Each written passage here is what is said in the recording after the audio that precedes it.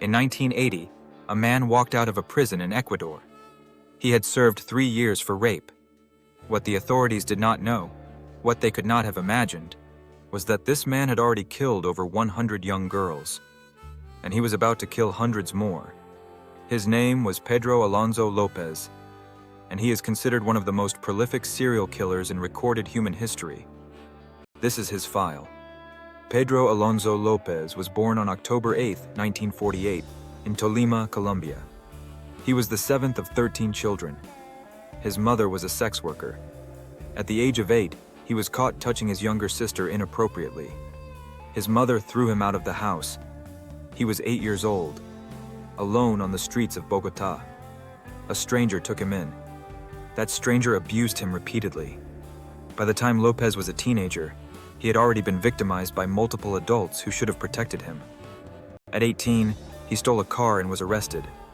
Inside the prison, he was gang-raped by 4 inmates within his first days of incarceration. He later told investigators that he hunted those 4 men down and killed them one by one inside the prison walls.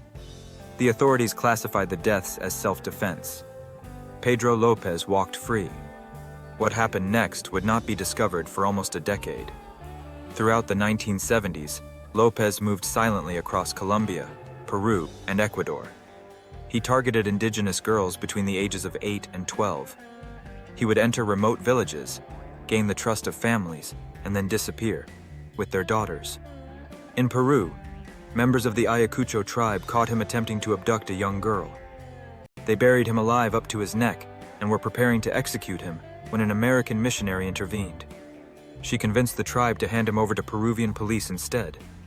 The police deported him to Ecuador. They did not investigate what he had done. They did not notify any other country. They simply put him across the border. And López kept killing. In April 1980, a flash flood in Ecuador uncovered the remains of several young girls near the town of Ambato. Shortly afterwards, a market vendor named Carvina Poveda noticed a strange man attempting to lure a young girl away from the market. She raised the alarm. The crowd caught him. His name was Pedro Alonso López. Under interrogation, he was initially silent. Then he began to talk. He told investigators he had killed 110 girls in Ecuador alone. He told them he had killed 100 more in Colombia, and at least another 100 in Peru. 300 victims, possibly more. He offered to lead police to the burial sites. He took them across the country. His confessions were confirmed at site after site. What they found was beyond comprehension. Pedro Alonso López was convicted in Ecuador in 1983. He received the maximum sentence allowed under Ecuadorian law at the time, 16 years. With time served, he was released in 1998. He was handed over to Colombian authorities on a separate warrant. A Colombian judge declared him sane. He was released in 1999. He was fined $50. And then, Pedro Alonso López disappeared. His current whereabouts are unknown. Interpol issued a warrant for his arrest. It has never been executed. Somewhere in South America, a man who confessed to killing 300 children is free. No tracker, no monitor, no supervision. The case of Pedro Alonso López does not just tell us about one man's crimes. It tells us about the failures of every institution that encountered him and let him go. The prison that failed to protect him as an inmate. The Peruvian police who deported him without investigation.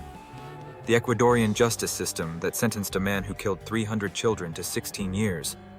The Colombian judge who signed his release order. Each failure handed him another opportunity. And each opportunity cost lives. File closed. For now. This has been AIM Venture. Dark Files.